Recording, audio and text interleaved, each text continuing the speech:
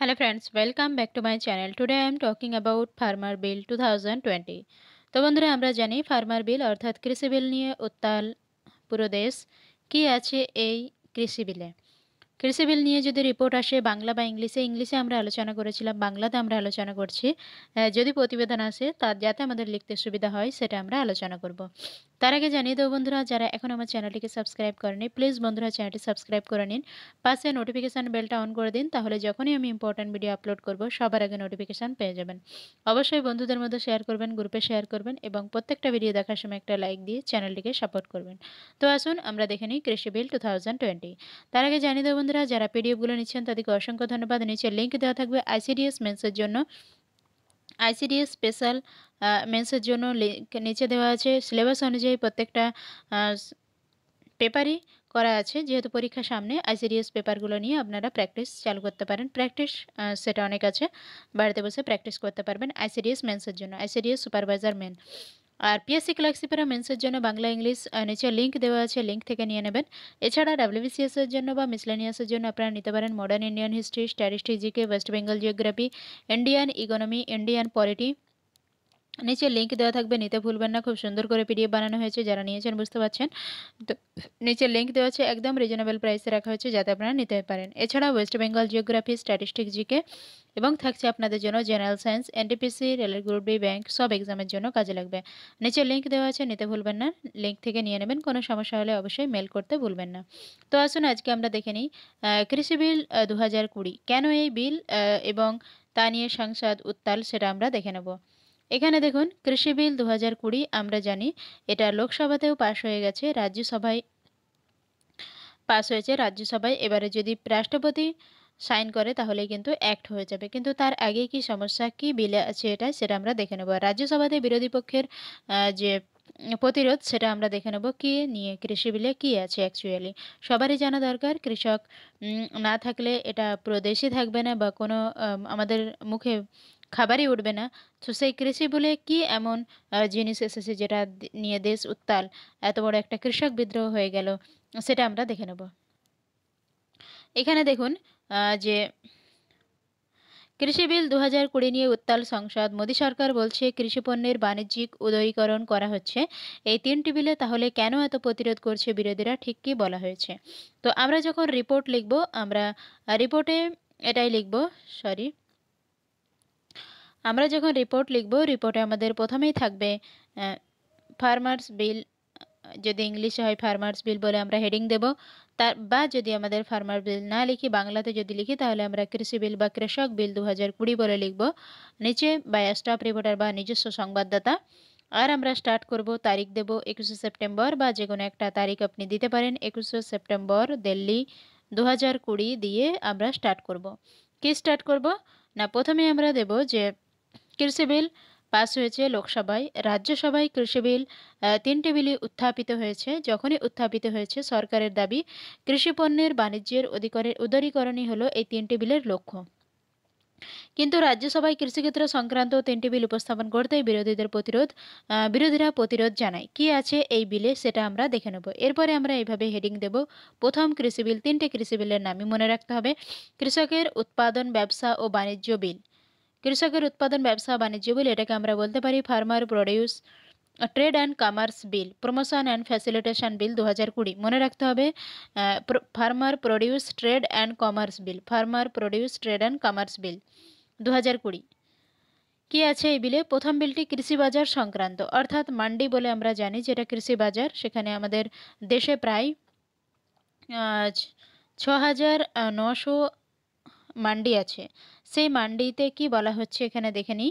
এই বিলে বলা হয়েছে যে একটি বাস্তুতন্ত্র তৈরি করতে হবে যেখানে কৃষক এবং ব্যবসায়ীরা রাজ্যের কৃষিপণ্য বাজার কমিটির আওতায় নিবন্ধিত কৃষি মান্ডিগুলির বাইরে খামারজাত পণ্য ক্রয় বিক্রয়ের স্বাধীনতা পাবেন। অর্থাৎ যে মান্ডি আছে, কৃষি মান্ডি বলা হয়, এখানে বলা হচ্ছে কৃষি মান্ডিগুলির বাইরে খামারজাত পণ্য ক্রয় বিক্রয়ের স্বাধীনতা পাবেন। রাজ্যের ভিতরে বাইরে কৃষি উৎপাদনের বাণিজ্যে বাধা মুক্ত হবে। বিপণন ও পরিবহন ব্যয় কমবে, যার ফলে কৃষকরা তাদের উৎপাদিত পণ্যের আরও ভালো দাম পাবেন। কৃষকদের ই কমার্সের জন্য একটি সুবিধাজনক পরিকাঠামো সরবরাহ করবে এই বিল। এবারে এই বিলের অ্যাগেনস্টে অর্থাৎ এই বিল হলে কৃষকদের কি অসুবিধা হবে সেটা আমরা দেখে নেব। বিরোধী দলের আপত্তি। বিরোধী দলগুলি জানিয়েছে যে এই ব্যবস্থার ফলে রাজ্যগুলির রাজস্ব সংগ্রহ বড় ক্ষতি হবে, কেননা রাজ্যের হাতে কোনো কিছুই থাকছে না। আমরা জানি যে এগ্রিকালচার যেটা সেটা পড়ছে কনকারেন্ট লিস্টে, এটা আমরা সবাই জানি। কনকারেন্ট লিস্ট মানে আপনার কেন্দ্র এবং রাজ্য সরকার দুটোই এর সাথে যুক্ত, কিন্তু এখানে কেন্দ্রের হাতে সব দায়িত্ব চলে যাচ্ছে, রাজ্যের হাতে থাকছে না। কৃষকরা নিবন্ধিত মান্ডিগুলির বাইরে তাদের উৎপাদিত পণ্য বিক্রয় শুরু করলে রাজ্য মান্ডি ফি পাবে না, অর্থাৎ রাজ্যের মান্ডি কোনো ফি পাবে না বা সেস পাবে না। এছাড়া তারা প্রশ্ন তুলেছে যদি সম্পূর্ণ কৃষি বাণিজ্যই মান্ডির বাইরে চলে যায় সেক্ষেত্রে রাজ্যের নিযুক্ত কমিশন এজেন্টদের কি হবে। সেই সঙ্গে এই বিল শেষ পর্যন্ত এমএসপি অর্থাৎ মিনিমাম সাপোর্ট প্রাইস, এমএসপি আমরা পড়েছি সবাই, ইকোনমিতে পড়েছি, এবং এমএসপিও আমরা জানি। এমএসপি ভিত্তিক অর্থাৎ সরকারকে বেঁধে দেওয়া ন্যূনতম প্রাইস মূল্য, যেটা মিনিমাম সাপোর্ট প্রাইস বলে আমরা জানি, ন্যূনতম মূল্যর ক্রয় ব্যবস্থার অবসান ঘটাবে। অর্থাৎ আমরা জানি যখন প্রচুর কোনো ফসল উৎপাদিত হয়ে যায়, এখন যেমন আলু পেঁয়াজের দাম অনেক বেশি, কিন্তু যখন কমে যায় সরকার কী করে সেগুলো কালেক্ট করে নেয়, কিনে নেয় একটা ন্যায্য মূল্য দামে, কিনে নিয়ে রেশন দোকানের মাধ্যমে বা ডিলারের মাধ্যমে সেগুলো কিন্তু কম দামে সবাইকে ছড়িয়ে দেয়। তো সেটাকে বলা হচ্ছে যে ন্যায্য মূল্যের দোকান, সেটা কিন্তু বন্ধ হয়ে যাচ্ছে। সেটা বন্ধ হলে কৃষকের বিশাল ক্ষতি হচ্ছে। ইএনএএম অর্থাৎ সরকারি কৃষিপণ্য বিক্রয়ের অনলাইন প্ল্যাটফর্মের মতো বৈদ্যুতিন বাণিজ্য সংস্থাগুলির কৃষি মান্ডিগুলির পরিকাঠামোই ব্যবহার করে। ব্যবসা বাণিজ্যের অভাবে যদি মান্ডিগুলি ধ্বংস হয়ে যায় সেই প্ল্যাটফর্মগুলির ভবিষ্যৎ কী হবে সেই নিয়ে প্রশ্ন তুলছে বিরোধীরা। আচ্ছা, এরপরে আমরা দেখে নেব সেকেন্ড বিল। কৃষির যে সেকেন্ড বিলটা আছে, কৃষকদের ক্ষমতায়ন, সুরক্ষা, মূল্য আশ্বাস ও খামার পরিষেবাগুলির চুক্তি, অর্থাৎ বলা হচ্ছে farmers agreement of price assurance and farm services bill 2020। এই বিলটি চুক্তিভিত্তিক চাষ, অর্থাৎ এখানে কি চুক্তি করা হচ্ছে দেখে নিই। এতে বলা হয়েছে কৃষকরা ভবিষ্যতের কৃষিপণ্য বিক্রির জন্য কৃষি বাণিজ্য সংস্থা, প্রক্রিয়াকারক সংস্থা, হোলসেলার, পাইকারি ব্যবসাদার, রপ্তানিকারক বা বড় মাপের খুচরো বিক্রেতাদের সঙ্গে প্রাক সম্মত মূল্যে চুক্তি করতে পারবেন। এই চুক্তির মাধ্যমে 5 হেক্টরের কম জমির মালিক, প্রান্তিক ও ক্ষুদ্র কৃষকরা লাভবান হবেন। ভারতের মোট কৃষকদের 86%ই প্রান্তিক এবং ক্ষুদ্র কৃষক।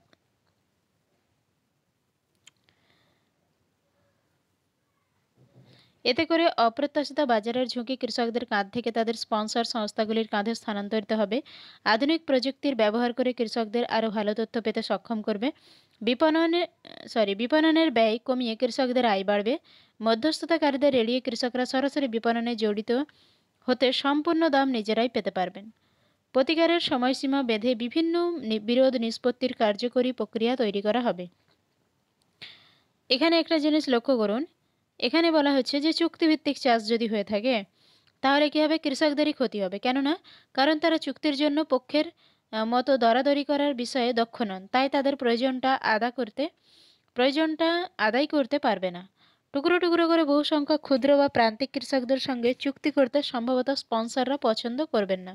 অর্থাৎ যে স্মল ফার্মার যারা আছেন, ক্ষুদ্র চাষি, তারা কিন্তু বিশাল ক্ষতিগ্রস্ত হবে। বড় বেসরকারি সংস্থাগুলি হোক কিংবা রপ্তানিকারী, পাইকারি ব্যবসায়ী বা প্রক্রিয়াকারকরা বিভিন্ন বিষয়ে বিরোধ নিষ্পত্তির ক্ষেত্রে ছোট কৃষকদের সাথে থেকে তারা অবশ্যই বেশি সুবিধা পাবে। কৃষকরা কিছু সুবিধা পাচ্ছে না, কৃষকরাই বেশি ক্ষতিগ্রস্ত হচ্ছে। এরপরে আসুন অত্যাবশ্যক পণ্য সংশোধনী বিল। অত্যাবশ্যক পণ্য বলতে কোনগুলো বোঝাচ্ছে? এসেনশিয়াল কমোডিটি অর্থাৎ অত্যাবশ্যক পণ্য। আমরা জানি চাল, ডাল, আলু, পেঁয়াজ, তৈলবীজ এগুলো অত্যাবশ্যকীয় পণ্য, অর্থাৎ যে ভারতীয়রা চাল ডাল খেতে বেশি পছন্দ করে, তো চাল, ডাল, তেল, আলু, পেঁয়াজ মানে তৈলবীজ, ডাল, শস্য, আলু, পেঁয়াজ এগুলো অত্যাবশ্যকীয় জিনিস আমরা জানি, কিন্তু সে আর অত্যাবশ্যকীয় থাকছে না। কেননা সরিয়ে নেওয়া হচ্ছে অত্যাবশ্যকীয় থেকে, অর্থাৎ যুদ্ধের মতো কোনো অস্বাভাবিক পরিস্থিতি বাদে এই জাতীয় পণ্যগুলি মজুতে সীমা আরোপ করা হবে না। অর্থাৎ আপনার ধরুন যে কোনো জিনিস যখন এই চাল, ডাল, আলু, তৈলবীজ একটা নির্দিষ্ট পরিমাণে মজুত রাখতে পারবে না।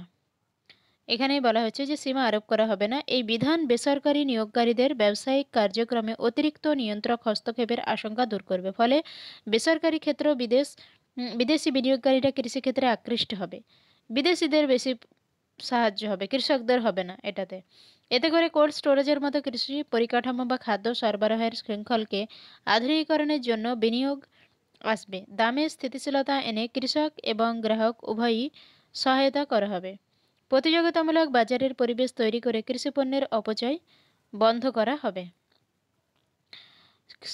কৃষকের কি ক্ষতি হবে এতে আমরা দেখে নিই। বিরোধীদের বক্তব্য, অস্বাভাবিক পরিস্থিতির যে উদাহরণ সরকার দিয়েছে সেই রকম চরম পরিস্থিতি সম্ভবত কখনোই তৈরি হবে না।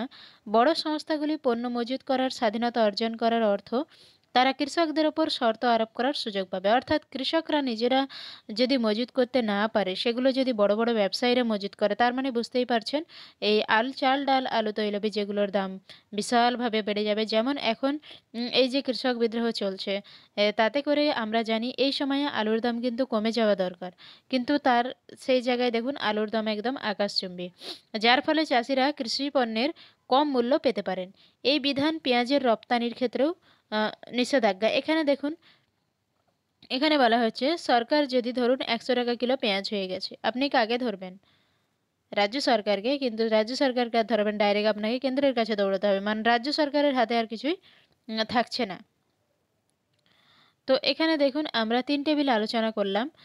পরীক্ষার হলে যদি আপনার এরকম কৃষি বিল এসে থাকে, আপনার বিরোধীদের যে যুক্তি সেটাও দিতে হবে আপনাকে, কেন কৃষি বিলটা মানুষ এত বিরোধী করছে। এত বড় যে একটা বিদ্রোহ চলছে, আপনারা দেখেছেন কৃষক বিদ্রোহ, এটা আমরা যে ইতিহাসে পড়েছি সেই ইতিহাসকেও ছাপিয়ে গেছে। এই বিদ্রোহ চরম আকার ধারণ করেছে কেন? পুরোপুরিটাই কৃষকের ক্ষতি। রাজ্য সরকারের কোনো আয় থাকছে না কৃষি থেকে, টোটালি কেন্দ্রের হাতে চলে যাচ্ছে, যেটা আমাদের কনকারেন্ট লিস্টে আছে। মানে রাজ্য সরকার কেন্দ্র সরকার পুরোপুরি দুজনেই সেখান থেকে লাভবান হবেন, কিন্তু দুজনের হাতেই থাকছে যে কোনো বিল বা কিছু তৈরি করার ক্ষেত্রে। কিন্তু এখানে সম্পূর্ণ রাজ্যের হাতে আর থাকছে না, সম্পূর্ণ চলে যাচ্ছে কেন্দ্রের হাতে। এটা আপনাদের মতামত অবশ্যই কমেন্টে জানাবেন ফার্মার বিল নিয়ে। আর কারো কোনো কিছু বলার থাকলে অবশ্যই কমেন্টে জানাতে ভুলবেন না। আপনাদের মতামত গ্রহণযোগ্য। আর অবশ্যই বন্ধুরা আপনারা অ্যাডভাইস করুন বা কোনো কিছু ভিডিওর উপরে যদি আপনাদের ভিডিও চাই কোনো টপিকের উপরে, অবশ্যই কমেন্টে জানাতে ভুলবেন না। আপনাদের কন্ট্রিবিউশন ছাড়া এই চ্যানেল গ্রো করতে পারে না। প্লিজ বন্ধুরা আপনারা ভিডিওগুলো দেখার সময় একটা লাইক দিন, এবং প্রত্যেকটা ভিডিও দেখার সময় যেমন লাইক দিচ্ছেন, যারা নতুন আছেন সাবস্ক্রাইব করছেন, আপনারা ফেসবুক পেজে লাইক করতে ভুলবেন না WBC স্টাডি বলে, বা আপনারা WBC স্টাডি টেলিগ্রাম চ্যানেলে যুক্ত হয়ে যান। বিভিন্ন ধরনের পিডিএফ এখানে দেওয়া হচ্ছে, আর অবশ্যই পিডিএফগুলো নিয়ে নিন, নিচে লিঙ্ক দেওয়া থাকবে, নিতে ভুলবেন না। ধন্যবাদ। পরের ভিডিওতে দেখা হচ্ছে অন্য কোনো ভিডিওতে।